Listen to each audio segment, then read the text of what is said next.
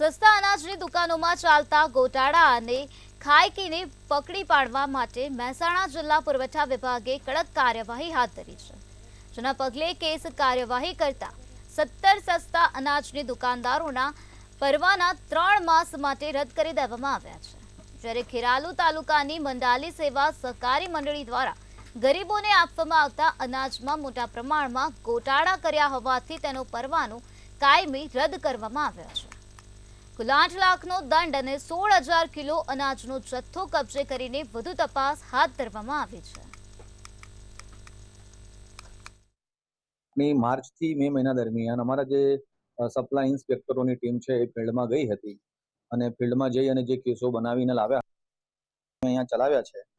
એ કેસો ચલાવ્યા બાદ અમે મહેસાણા જિલ્લાના 17 દુકાનોના પરવાના અસામાન્ય વધઘટ જોતા 17 દુકાનોના પરવાના અમે પરમેનન્ટલી મોકૂફ કરવાના બદલે શરૂઆતમાં 3 મહિના માટે અમે એના લાયસન્સ સસ્પેન્ડ કર્યા છે.